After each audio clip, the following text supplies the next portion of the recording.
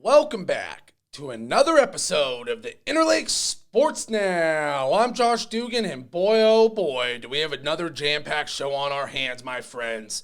Winter sports tipped off in Montana and the surrounding areas here in the Valley, and man, we have a jam-packed show full of wrestling, basketball, all that fun stuff to get to, and some swimming action.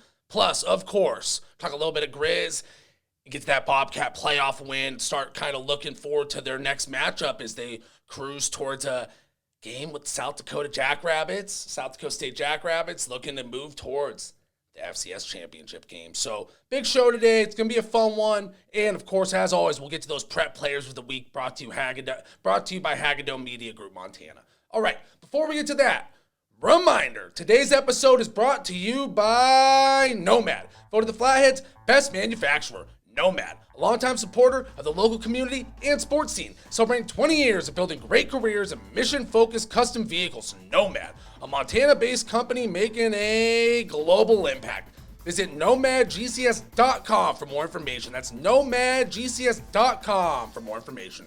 Reminder for everyone here, you can subscribe to the Daily Interlake e-edition to get all your local news right at your fingertips. Check out thedailyinterlake.com for more information. Let's dive into it. Last show, we went over winter sports previews a little bit. We talked about Columbia Falls. We talked about Whitefish. So this time around, let's get to those winter sports previews for our Kalispell teams, and then we'll get into kind of a full roundup of winter sports and how our local teams did. The Frenchtown tip-off was recently, had a ton of teams playing there in basketball. A lot of stuff going on. So let's start out with two previews here in the basketball world, and we'll move on to wrestling and get into the action itself. Trying to get everybody ready for the season. Winter sports is upon us. The Glacier boys have the inside and out, while the Wolfpack girls are guard rich by Fritz Neighbor of the Daily Interlake. A solid pack of juniors played for last season's Glacier boys basketball team, and considering it overcame a 3-9 start to make the state AA tournament, that's not a bad place to start. Returning starters Noah Dowler, the Western AA's top rebounder, 9.4 a game, stands 6'7", and guard Ty Olson bolstered the Wolfpack as juniors. Veteran head coach Mark Harkins saw seniors Tyler McDonald and Xavier Stout contribute. Junior Cohen Kastelitz and senior Cade Bowles also got some experience, and that should help a team that lost 5 players to graduation. Dowler is the most imposing, obviously, and his 8.2-point scoring average did include a few dunks. Here's a quote from Harkins. All of my kids had a great offseason, whose club ended up 10-14 last season. I have 9 seniors, and all of them worked really hard, including Noah. He came in great shape and ready to go, and we're excited about it. Olson averaged 9.2 points and was a top rotation player for a second season. McDonald averaged 2.5 points. Beyond that, Harkins isn't sure who might start, but they do have depth with Bowles, Kastelitz, Stout, and its seniors Adam McCoonan and Travis Agan, Jeff Lillard, and Wyatt Cox all getting in on the action. So Glacier definitely has a good squad. I had a chance to go check them out Friday. We're going to get to their game a little bit later. We got one more quote from Harkins we'll get to, and then we'll keep it moving. When Glacier is at its best, it has a strong post presence and some shooters wearing down opponents inside and out. Quote from Harkins here, it's still our basic philosophy. We need to get the ball in the post, whether it's Noah or off the bounce. We have a few guys that can penetrate the key. That's still the basic goal of our offense. All right, we'll keep it moving along to the Glacier girls, but that was an exciting team. Glacier had some fun action over the weekend. We might have some good video of some stuff you're going to want to see that later, so we'll get to that. Okay, as for the Glacier girls, just one senior saw ample time for the Wolfpack girls squad last season, Colette Daniels, and Coach Amanda Cram wished she had a couple more experienced players. What she does have, though, isn't too bad. A whole lot of juniors and sophomores, she said. We have all the guards. The list includes Reese Ramey, who played extensively last season as a freshman, Bailey Gable, Kennedy Moore, Haven Spear, and Charlotte Osler. Daniels and Sarah Downs could be the main inside threats, while sophomore Kaz Rankowski, who missed her freshman season with injury, has impressed along with freshman Carly Allen. The bad news, junior Kiara Sullivan is out for the season after suffering a torn ACL in flag football, and Noah Fincher is out the first weekend. So we will get to Glacier a little bit more later, see how they fared in their opening weekend action as well. All right, now let's take a look at the Flathead basketball teams. And then we're going to get into that wrestling stuff. A lot of good stuff today. It's going to be a fun one. Strong Bravettes should get stronger. Flathead boys, young and athletic. This one's by Fritz Neighbor of the Daily Interlake as well. The Flathead Bravettes followed up their first state AA basketball tournament appearance since 2013 with their first trophy since 2007 and a host of talented players are returning, with one delayed exception. Third-year coach Sam Tudor expects Matty Moy to return to the corn at some point after Christmas, but the senior guard has to get cleared after summer ACL surgery. So, missing Moy, who recently did commit to one of our local colleges to continue her career, so they're definitely going to be looking for that key player to come back. Adding her to a returning cast of Kennedy Moore, Avery Schoonard, and Akila Kubi would make the team that went 19-6 last season that much more formidable. As it is, the Bravettes are pretty well stocked. Here's a quote from Tudor. Kennedy just looks really good, who is a sophomore, was second in the Western AA in rebounding and then averaged 14 and 10 in Flathead's 5-2 overall postseason run. We have her listed at 6'2", and she's doing it all. So overall, this team has a lot of players to look forward to. They're waiting for one of their big-time players to come back from injury. But skipping ahead a little bit in the article, we do have one more quote from Tudor worth mentioning. Quote, we do have some younger kids that are going to provide some depth and height. I'm excited about that, but I'm not going to lie to you. It's tough without Moy. We're moving forward mainly because of her attitude. She pushes them as much as I do. So big credit to recent commit Matty Moy, and then, of course, the coach there for pushing the team forward. They got high expectations coming off that season last year. Now let's move to the Flathead boys.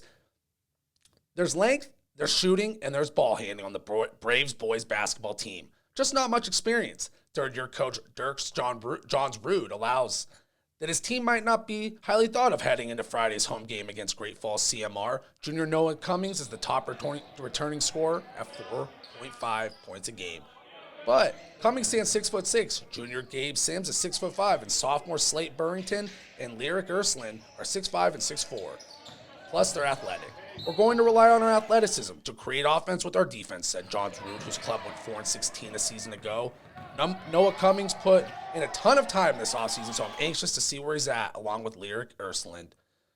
I had an opportunity to go check out Flathead over the weekend as well. I went to the Glacier game on Friday night, the Flathead game Saturday. We're going to get to some video footage of their action over the weekend, a little bit more recap later. That was just a little bit to dive in. But Flathead, they're raw, they're young, they're athletic, like Coach said.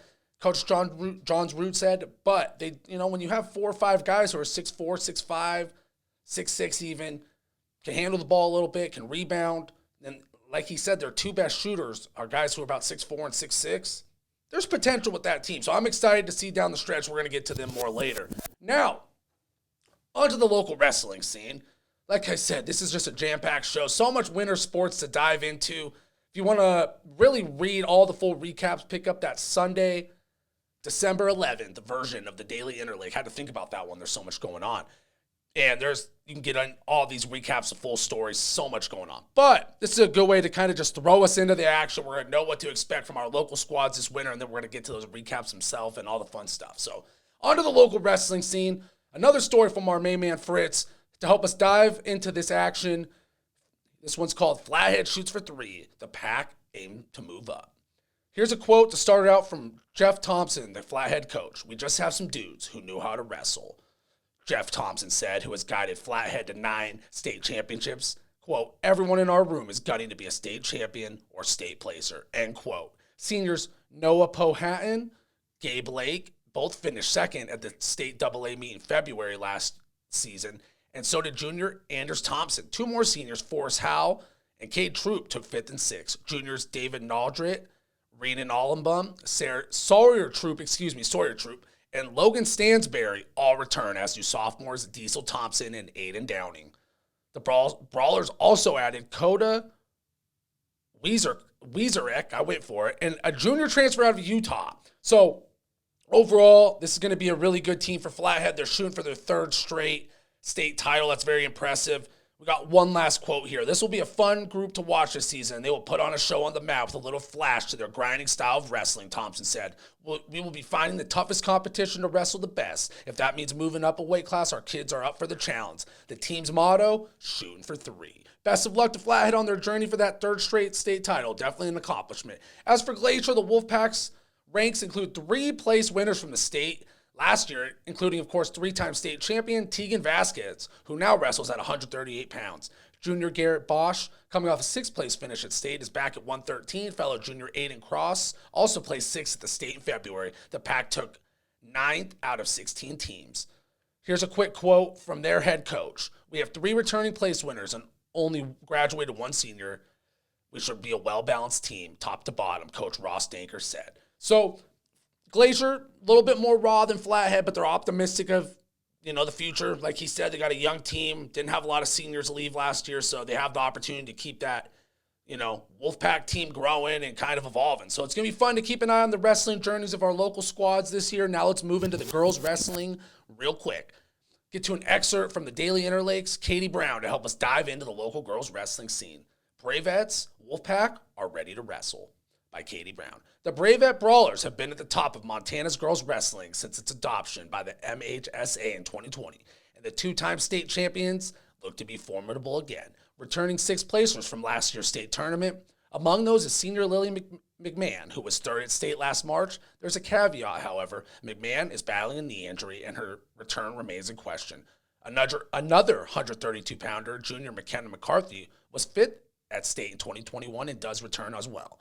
There's Trinity Bolvin, a senior who was 6th in 2021, along with heavyweight Boston Howe and Lucy Libby, both juniors who placed at state last season. The Flathead girls were ranked 28th in the country by USA Wrestling at the end of last season, and head Flathead wrestling coach Jeff Thompson expects some stiff competition this season from Billings Senior and Billings Skyview, as well as crosstown rival Glacier, which he counts as a testament to the growth of the sport in Montana. Quote, "This year, the girls will have to qualify for the state tournament just like the boys, but our numbers again should keep us in the hunt for another state trophy," Thompson said. Flathead will again be pushing 30 wrestlers on its girls roster this year.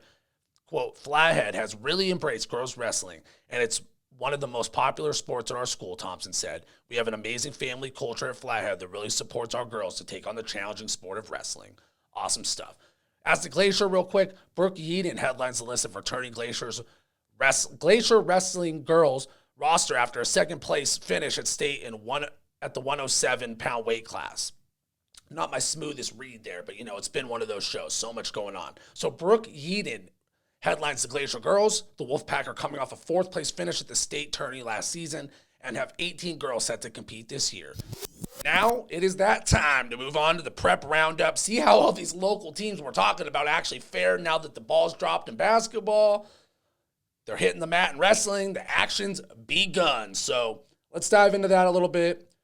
Thank you for bearing with me through some of the reads there, if I might have jumbled a word or two. But hey, I've been going and going. It's fun stuff, and I cannot wait for this winter sports action. But like I said, Friday hit one game, Saturday another game. Now we're doing the show. It's just nonstop. That's what it's all about. Jam-packed in the valley and beyond. All right. Let's just keep it going with the wrestling action, and then we'll get into the hoops from over the weekend. Starting with the girls, this recap is from the Sunday, December 11th edition of the Interlake. Full results from the tournament are available in Sunday's paper. Bravettes rolled a win at Flathead Girls Invite. The Bravettes took first at the Flathead Girls Invite on Saturday, topping a field of 23 teams to open their wrestling season. Flathead scored 240 points, just ahead of Billings Senior. Glacier was next at 205. Lucille Libby was Flathead's only individual winner, but the Bravettes got points from second-place finishers Sky Shelmerdine, Cassian Clemens, and A.D. Siegel, 3rd place at 114. So overall, it was a big group effort for Flathead, but they took home the tournament win. That's what it's all about. And Glacier did finish 4th in the tourney, so they have a lot to build on. 3rd in the tourney, so they can definitely be proud of that. All right, moving on to the boys. The Brave Brawlers win the Mining City title. For the 2nd year in a row, the Flathead Brave Brawlers won the Mining City Duels, this time defeating Billings West for the title. Flathead beat Billings West in dominant fashion, 53-18 in the final duel. On the way to the final, Flathead had to get past 3-time Idaho State champion South Fremont, a team that had won over 100 duels in a row. Here's a quote from Jeff Thompson, the Flathead wrestling coach. "We got our lungs blown out this weekend, and I got an opportunity to wrestle some top competitors this weekend," Flathead wrestling coach Jeff Thompson said. "The South Fremont duels was one of the most exciting duels I've ever been a part of. Every match was extremely tight and came down to the wire, it seemed." Great stuff from the Flathead squad right there, making their impact felt early on, taking care of business.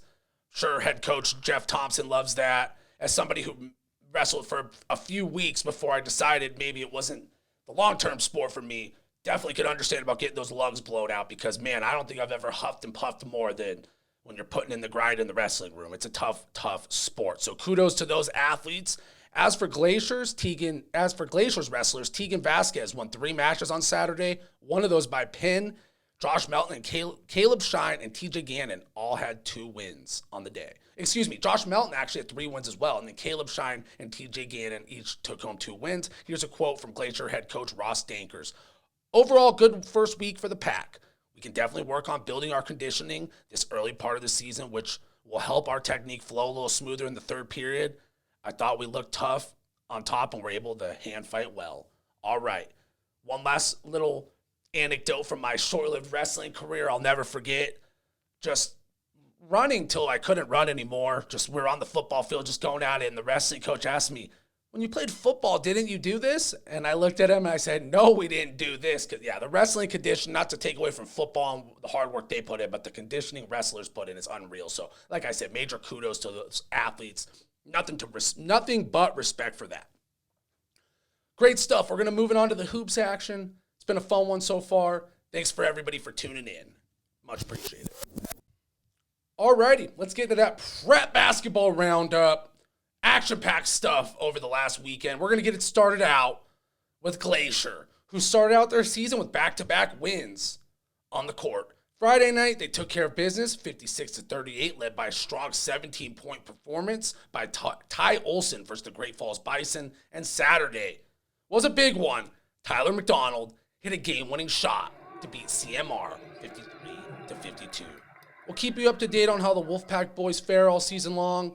But I was at that game Friday, and the Wolfpack did a great job of moving without the basketball, making that extra pass, and they were attacking the glass on offense consistently to create those second chance opportunities. With the size they have in the front court with a guy like Noah Dowler, who we mentioned earlier, 6'6", 6'7", it was a lot of fun to watch, and you could tell Coach Mark Harkins really has that team operate at a high level. They're going to be a good one to watch this year. And, hey, when you get a game winner starting your senior season like Tyler McDonald did, that'll get the swagger going. Fun stuff. All right. As for the Flathead boys, they did drop their first 2 games with a 71-59 loss to CMR on Friday and a 56-49 loss to Great Falls on Saturday. That being said, Noah Cummings, who we mentioned earlier, was a bright spot for the Braves in both contests. He scored 29 points Friday versus CMR and followed that up with 17 Saturday versus Great Falls. Cummings is a 6'6" forward with guard skills and has a smooth 3-point shot. The sky's the limit for the Braves junior. That team is young with a lot of athleticism, a lot of size, so they do have the potential to really get it clicking by midseason and make a push towards being a playoff caliber squad. Now, let's move along to the Frenchtown tip-off tourney featuring a variety of our local squads. There was so much action going on. Let's run through the games. And if you do want to get to the full recaps and box scores, check out that Sunday, December 11th edition of the Daily Interlake. Starting with the Columbia Falls Wildcats boys. We're going to start with the boys and move on to the girls after. Friday, Columbia Falls fell to Corvallis 66-57. Columbia Falls Jace Hill tied the Blue Devils Ryan Hutchinson for game scoring honors with 14 points, but game 2 for the Wildcats went their way. Alan Anderson's 22 points led the way for Columbia Falls Saturday as the Wildcats beat Livingston 76-41. Dane 2 and Jace Hill added 10 points each for Columbia Falls, which ran out a 38-17 halftime lead. Whitefish came up just short on Friday, falling in double overtime to Livingston 75-72. Mason Genovese scored 29 points, and Jade Sears poured in 23 for the Bulldogs, who came up just short in overtime. Saturday, host Frenchtown ran away from the Bulldogs, though, with a 78-38 win. Mason Couch led the Bulldogs with 11 in that one. Big Fork picked up a dominant win Friday over Stevensonville, winning 49-13. Eli Thornes scored 13 points to lead a balanced attack for Big Fork, which ran out a 22-0 lead to start the game against the Yellow Jackets. They did not look back after that. Saturday, however, was a different story for the Vikings, with Butte Central taking home a 65-43 win over Big Fork. Butte Central is the defending State A champion, and they are led by Dougie Peoples, who hit the game winner in the state title game last year to drop 35 versus Big Fork on Saturday. So that kid's definitely a baller, one of those guys to keep an eye out around the state. Ronan fell to Hamilton 67-59 on Friday, but bounced back on Saturday with a 61-45 win over East Helena. Polson fell to Dillon 78-42 Friday, but they bounced back as well Saturday, winning over Corvallis 63-56. Epson Fisher scored 19. Jared Wilson and Trent Wilson combined for 35. Talked about them a lot on the football field. Now we're talking about on the basketball court. Browning lost 54-44 to host town Frenchtown on Friday and fell 53-48 to Hamilton Saturday to fall to 0-2. Maurice Redhorn, the third, scored a game-high 16 points for Browning on Saturday. Libby lost Friday to East Helena 52-45, but won a defensive battle Saturday 33-30 over Stevensonville. Tyler Anderson's 10 points led the way for the Loggers Saturday, who made a 27-21 lead after 3 quarters hold up. Now, let's get to the recap from the girls at the Frenchtown tourney. That Frenchtown tournament definitely had a lot of good basketball being played. Fun stuff. All right. Friday, Columbia Falls took care of business versus Corvallis, 61-24. Hope McAtee scored 25 points to lead the way for the Wildcats. And then on Saturday, they followed that up with a 50-37 win over Livingston. McAtee had another big game with 18 points. Friday, Whitefish took care of business with a 44-34 win over Livingston. Ainsley Scott had a game-high 13 for Whitefish, which made a strong second quarter burst to hold on for the win. And Saturday, Whitefish did fall to host Frenchtown 60-32. Friday, Big Fork took care of business 58-12 versus Stevensonville. That's a big one. Braden and Peyton Gunlock combined for 27 points for the Vows, who held Stevensonville scoreless in the first and fourth quarters, and then they followed that up with an 84-16 win Saturday. So it's safe to say the Big Fork girls basketball team is a force to be reckoned with this season. All right, it was an undefeated weekend for the Browning girls. Friday, the score was Browning 55, Frenchtown 35. Mecca Bullchild scored 20 points, including 12 free throws and 14 attempts. That's impressive. And the Lady Indians pulled away on Frenchtown. Amari Caff-Robes, 2 third-quarter three-pointers helped Browning push a 26-20 halftime lead out to 40-29. Saturday, Browning did it again with a 61-51 win over Hamilton. Bullchild was back at it again, and Lish Spoonhunter added 10 points each for the Lady Indians. Lane Kern scored a game-high 24 for Hamilton. Ronan fell Saturday, 72-45. And then Friday, that was Friday, and I had trouble finding results from their other game, or they did not play. So if anybody has the answer to that one, keep me updated. But Ronan fell to Hamilton 72-45. Friday, East Helena beat Libby 49-33, and Saturday, Stevensonville took care of business versus Libby 62-36. Last up for our local teams in the Frenchtown tip-off tourney, we got Polson. Polson fell to Dillon 43-17 on Friday, but bounced back with a 46-34 win over Corvallis on Saturday.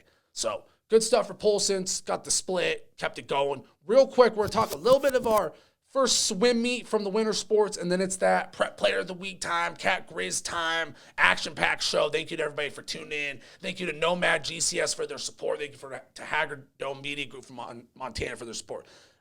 Tongue-tied a little bit. Action-packed. That's what it's all about here in the Valley sports world right now. So much going on. It's awesome. All right. Let's talk a little bit of the Kalispell swim meet over the weekend. This is also an excerpt from Sunday's edition of the Daily Interlake. 10 schools showed up for the season opening Kalispell Invitational Swim Meet held Saturday, and Glacier High outkicked them all. The Wolfpack team swept the meet, and a couple records fell on the girls' side. The 200 medley relay team of Maddie Taylor, Hannah Vornbach, and Madeline Magai and Olivia Gibbons finished in 1 minute. They finished in 1 minute and 55 seconds. Here's a quote from Kalispell swim coach. No one on this relay team is graduating this year. We've got a junior and 3 sophomores, and they beat the record from last year by 2 seconds. Gibbons, a sophomore, broke the school backstroke record by 2 seconds as well, clocking it in 1 minute and 10 seconds. All right, so good stuff from Glacier there. Awesome. We're going to keep it moving on to the Prep Players of the Week, brought to you by Hagadone Media Group Montana. The team in Montana is here to help you grow. Our skilled team will assess your marketing goals and craft ROI-focused campaigns honed to meet your business needs. Our integrated marketing solutions will help your people find you wherever they are looking, whether it's Google, YouTube, apps, or your local newspaper. Contact Anton at 406-758-4410 for more information. That's 406-758-4410 for more information. All right, let's start it out with some winter sports athletes, and then we will get to one fall sports athlete and some recruiting news earn them a Prep Player of the Week nod. Started out, we mentioned him earlier, Glacier Wolfpack Hooper, Tyler McDonald for his game-winning heroics in the Wolfpack's 53-52 win over CMR. McDonald, a 6'2" senior, had this to say about the shot when he spoke with Fritz Neighbor of the Daily Interlake, who was covering the action Saturday. Quote, I just shot it because I knew there wasn't going to be time on the clock, said McDonald, whose 3 marked the 14th lead change of the second half. Quote, it wasn't the prettiest game, but we fought as a team, end quote. Those are the type of moments you live for as an athlete. You'll never forget. That's what makes sports fun as a fan, as a player, whatever, as a competitor. I mean, it's just awesome. Awesome stuff from McDonald. And the Glacier squad moves to 2-0. Definitely a good way to build some momentum to start your season. Next up on your prep players of the week is the Flathead boys and girls wrestling teams. For each taking home tournament wins over the weekend, the boys won the Mining City Duels, as we mentioned earlier. And like we said, the girls took home the Flathead Invitational title. Great stuff from our Flathead wrestling squads. Had to give them a shout out. 2 more prep players of the week to get to. We just mentioned it, but Glacier High sophomore swimmer Olivia Gibbons earns the nod for breaking the school backstroke record by 2 seconds over the weekend and helping the relay team beat their school record by 2 seconds as well. Huge accomplishments for the Wolfpack swimmer, and to think only a sophomore just starting out this season, so plenty of time to keep growing as an athlete. Awesome stuff.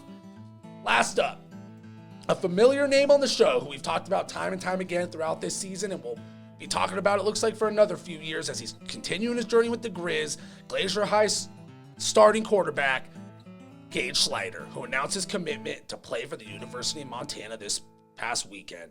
There's a great article on the dailyinterlake.com by Fritz Neighbor recapping the journey of Slider and his decision. Definitely worth checking out. There is one quote here that I think was really good and is worth bringing up.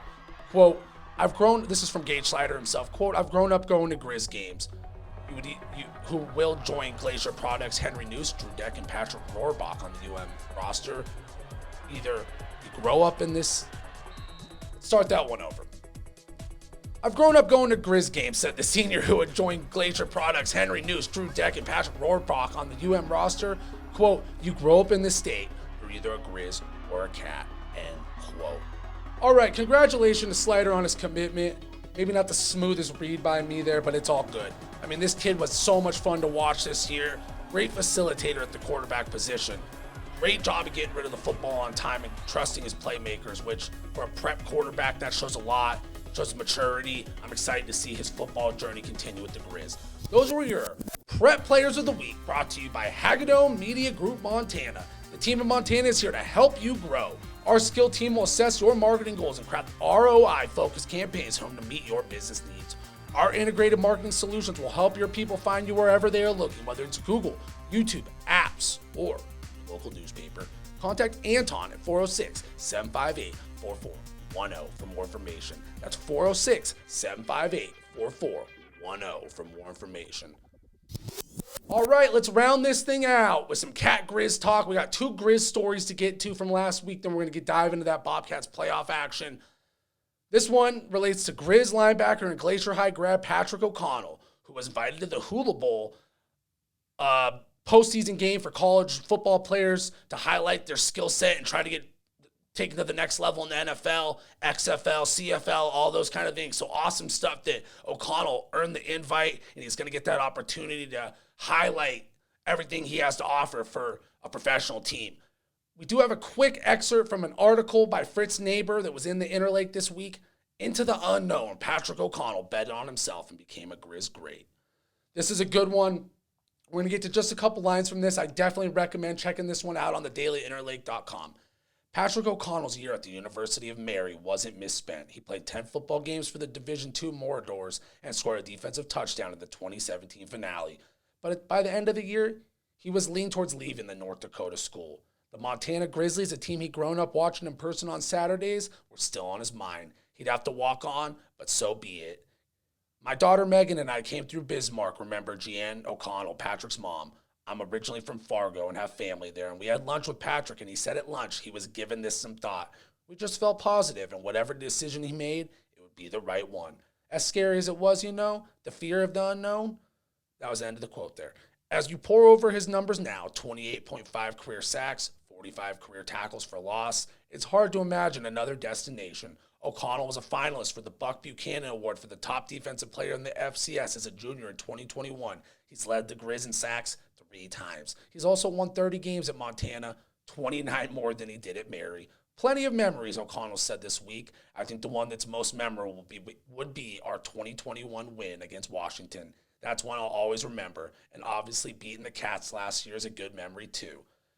So I would suggest if you're a Griz fan or a Glacier fan or just a fan of sports in the Valley, go check that one out about the area product. Patrick O'Connell on the Daily Interleague website really dives into his journey, acclimating with the Grizzlies, going through winter conditioning the first time. It's a really good read, and I suggest getting into it. That Washington game he mentioned, of course, was the 13-7 road win the Grizz had over the Huskies. That at the time, the Huskies was the 20th ranked team in the nation at the FBS level, so that was a huge upset.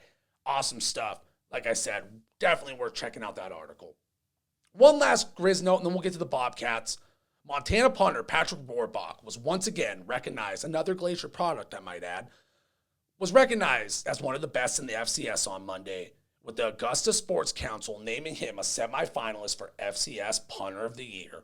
Rohrbach, a true freshman, was one of 10 semifinalists for the award, chosen from a field of 30 candidates. The Big Sky's conference The Big Sky Conference's top punter is the lone player from the league to be named a semifinalist.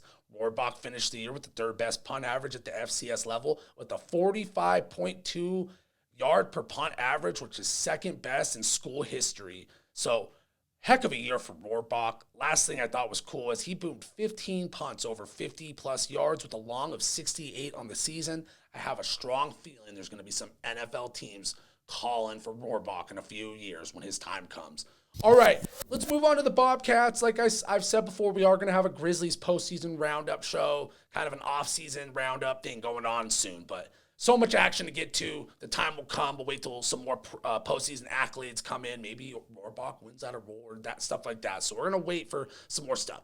Now, to get into the Bobcats, by now, if you haven't heard, the Bobcats demolished William & Mary 55-7 for their FCS leading 20th straight home victory to stamp a trip to the FCS semifinals.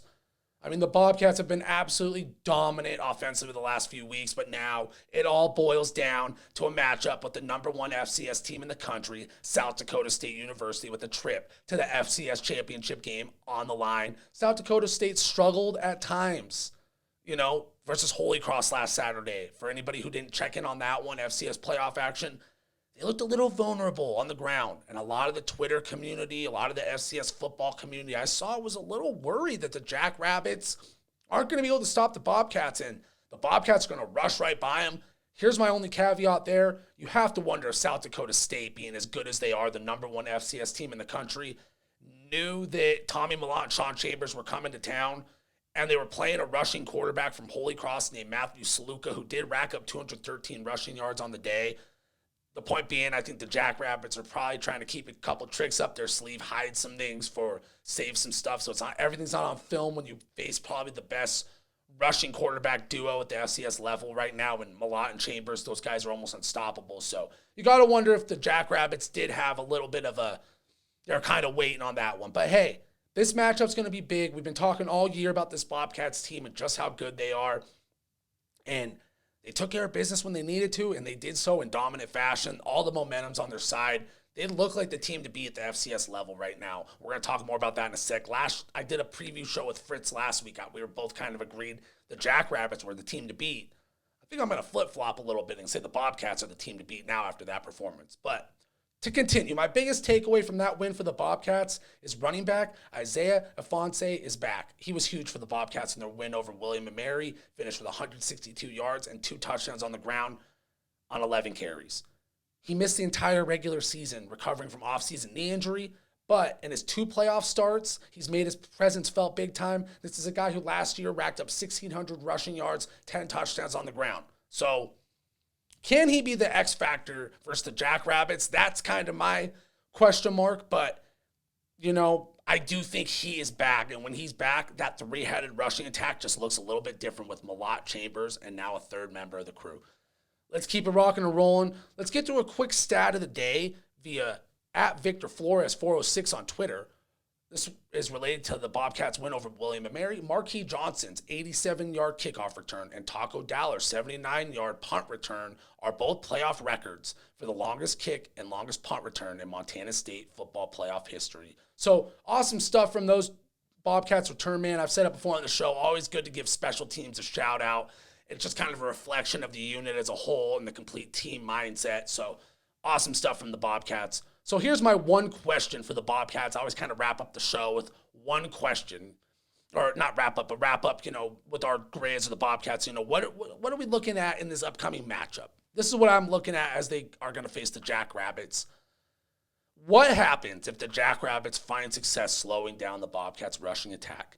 Can the Bobcats win the game throwing the football if it comes down to a late drive with the clock ticking down and Tommy Mellott, Sean Chambers have to air it out to win the game?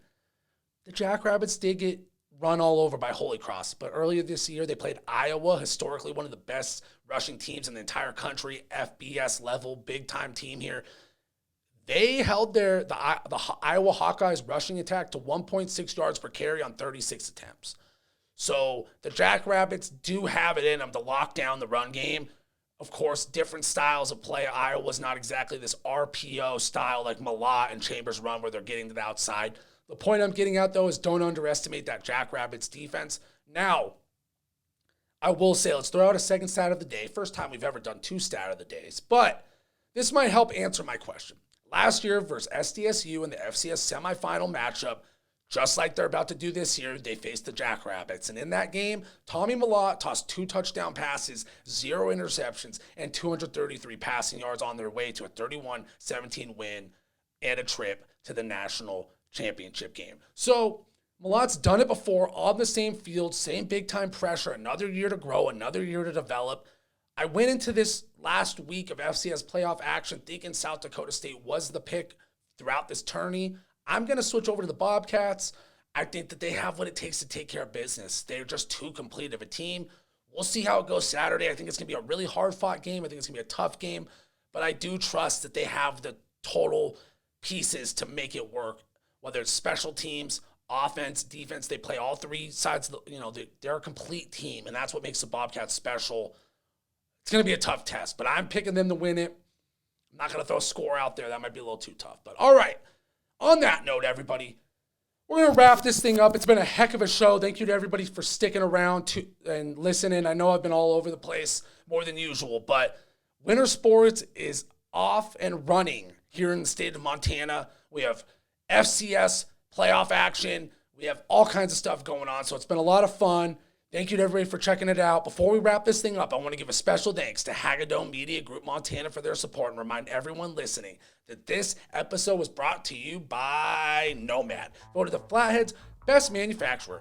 Nomad is a longtime supporter of the local community and sports scene, celebrating 20 years of building great careers in mission-focused custom vehicles. Nomad, a Montana-based company making a global impact. Nomad has worked with NASA and various branches of the United States military, so Nomad is a name you can trust with your manufacturing needs. For more info, visit nomadgcs.com. I repeat, nomadgcs.com for more information. That'll do it for today.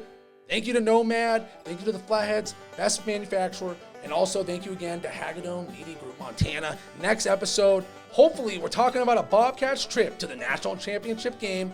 Without a doubt, we'll be diving into more winter sports action. Keep an eye out for another little Bobcats playoff preview dropping later this week. We'll see. And like I said, don't forget, we are going to have that Griz kind of season recap show / off-season show going on. So that's in the works. That's going to be a good one. It's going to be jam-packed. We're going to try to get some guests lined up. We'll try to get Fritz on that one. And we'll really break down the current state of the Griz, the future of the Griz, and how this season went. All the good stuff. So, but hey, good luck to the Bobcats this weekend. I know I'm just talking about the Griz, jumping into a good luck to the Bobcats. I'm sure a couple people cringed at that one, but at the end of the day, I'd rather see a team from Montana make it to the big game. All these Montana athletes represented on the biggest stage. That's what it's all about. So kudos to all those kids competing. It's going to be a fun game for sure. I can't wait. Thanks as always, y'all. I'm Josh Dugan, and that'll do it for the Interlake Sports Now. Stay safe out there and have a good one. Thanks.